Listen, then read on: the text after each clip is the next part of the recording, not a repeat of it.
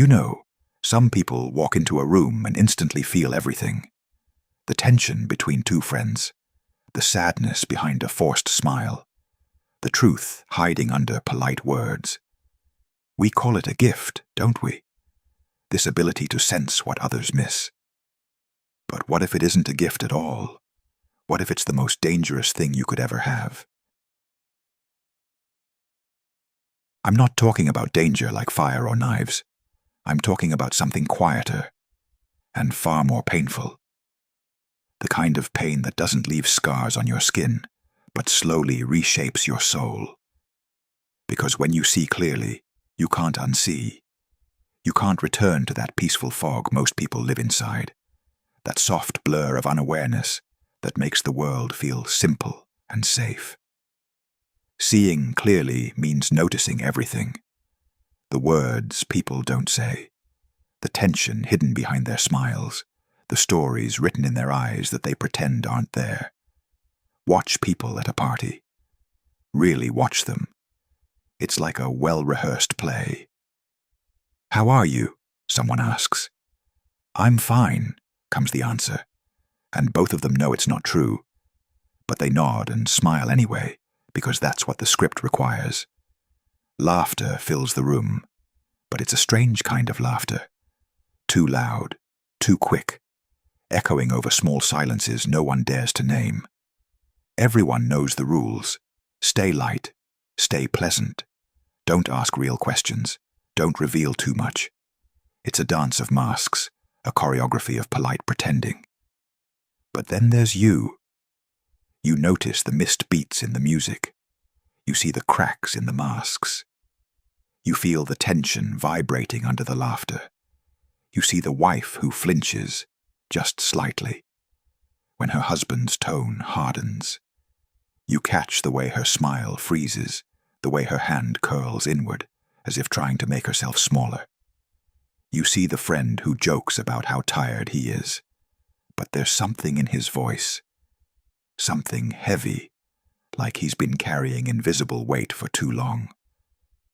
You sense the colleague who stands at the edge of every conversation, smiling but never quite joining in, his loneliness hiding beneath layers of practiced ease.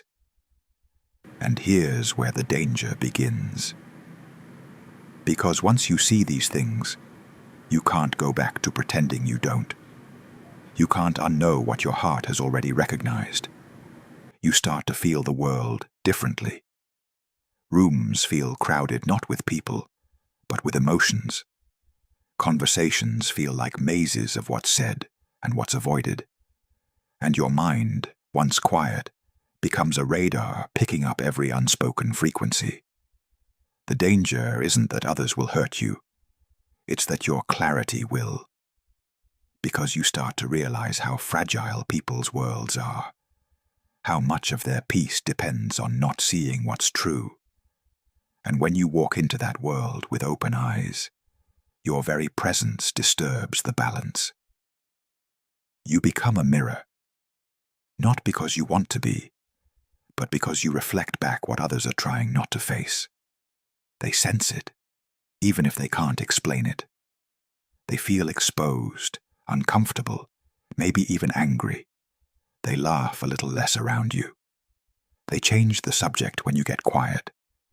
They say things like, "You're reading too much into it," or "You're too sensitive," as if your sensitivity is the problem, not the truth that triggered it. That's the curse of seeing clearly. It isolates you, not by distance, but by depth.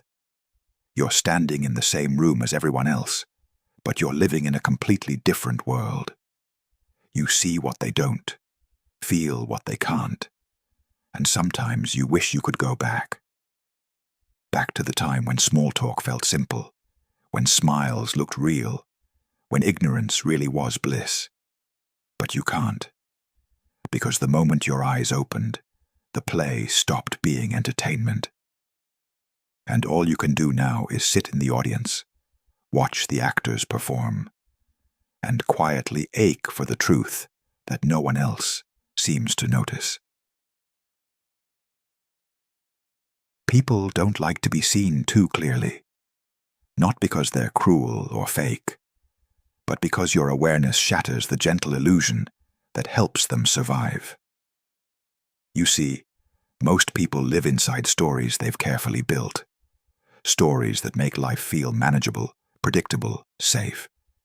They tell themselves their marriage is fine, that their job still fulfills them, that they're happy, successful, in control. And these stories, however fragile, are what keep their world standing.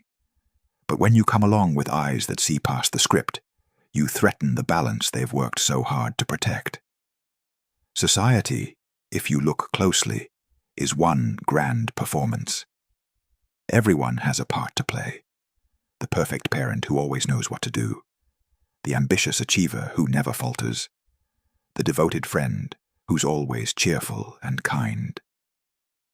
We wear these identities like costumes, stitched together by habit, fear, and expectation.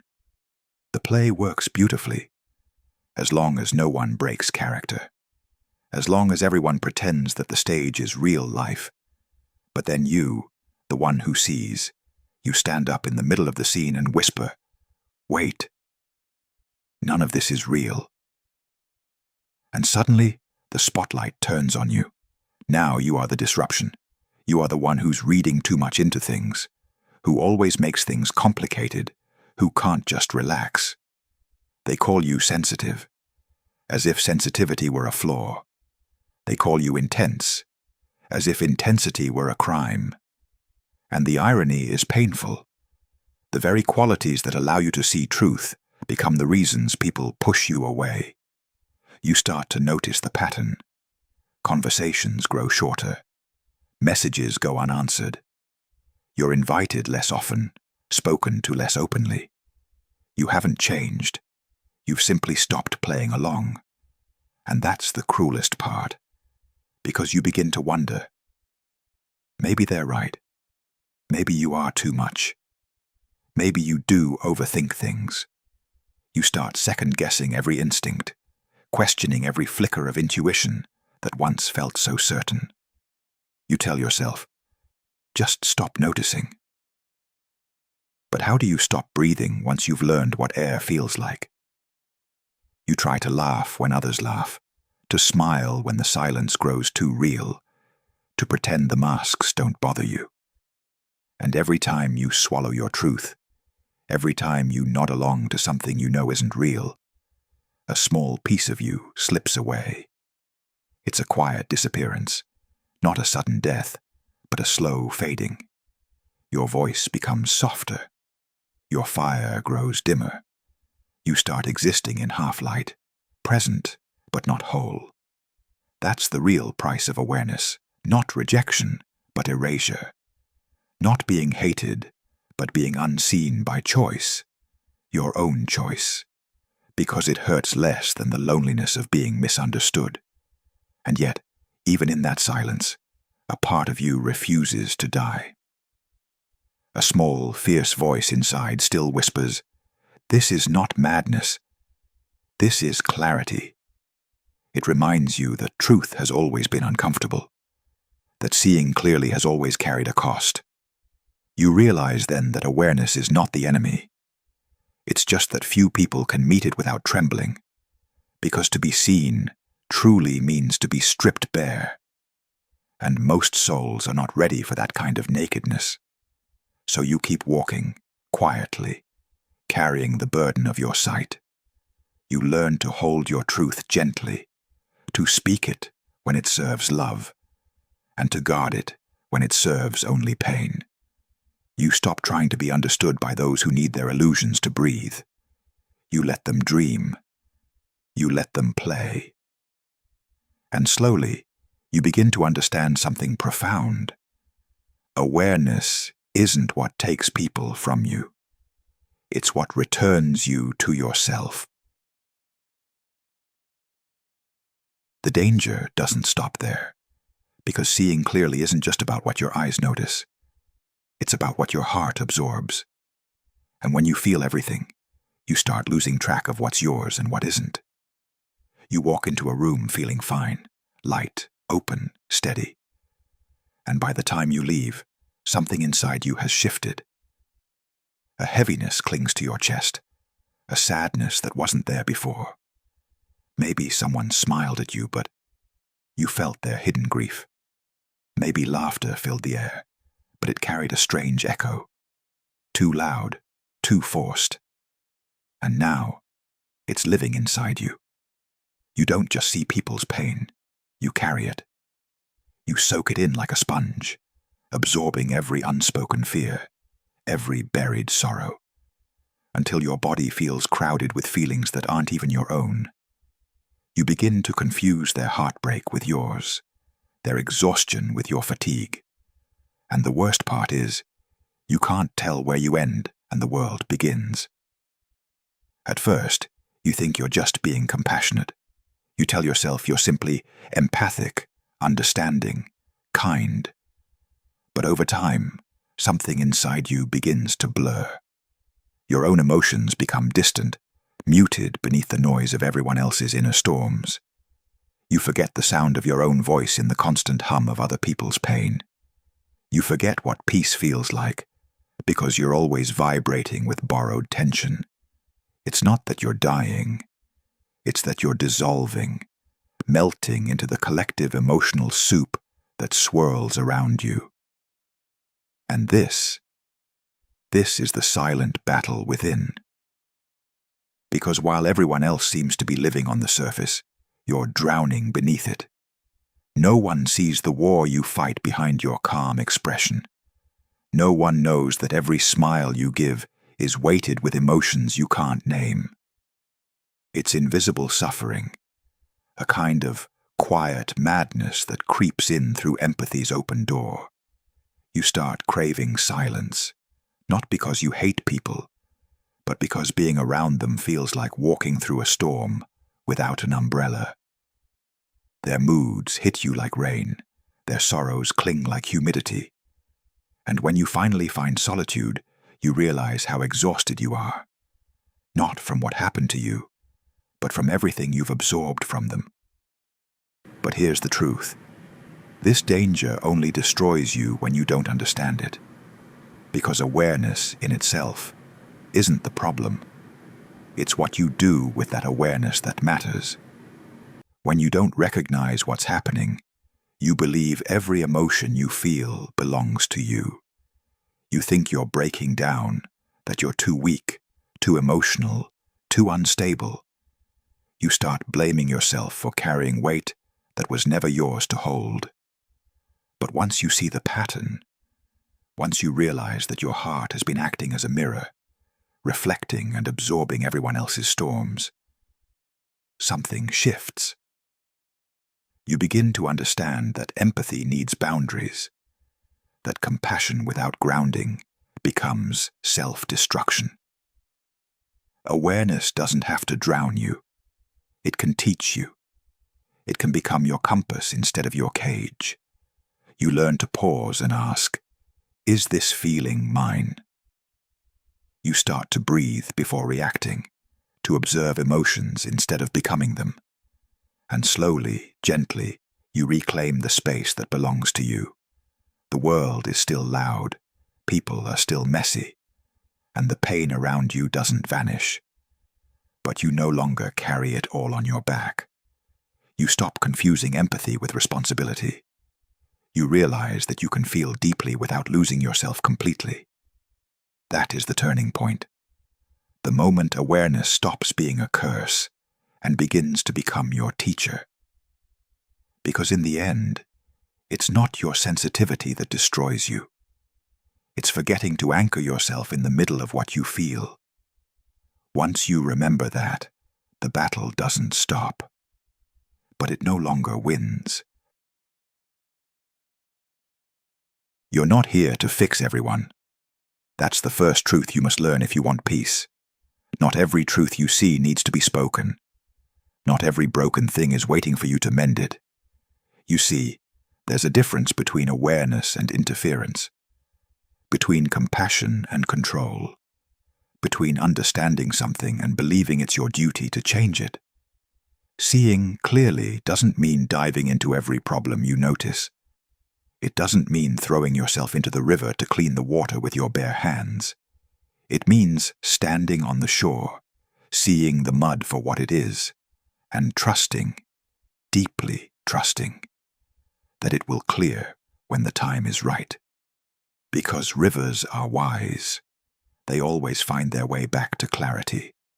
And life, too, has its own current, its own rhythm, a natural intelligence that heals itself when we stop trying to force it.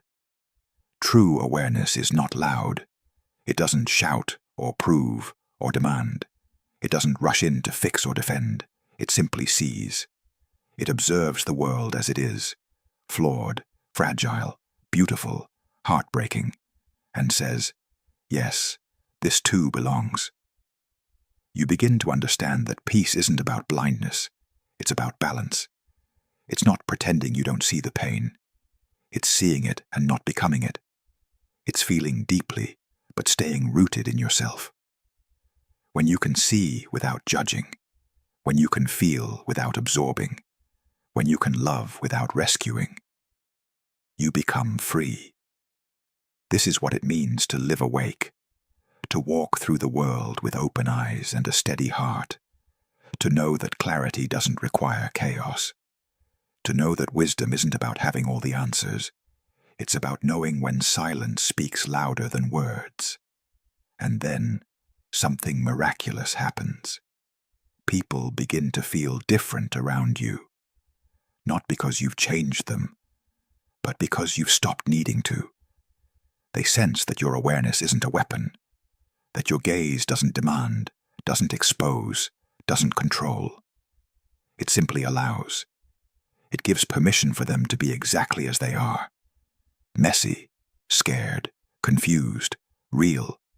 And when someone feels seen in that way, without pressure, without judgment, they exhale, they soften, they stop performing. Because for the first time, they don't feel like a problem to be solved. They feel like a human being allowed to exist. That's the quiet miracle of presence. You stop trying to wake people up, and somehow your calmness does it for you.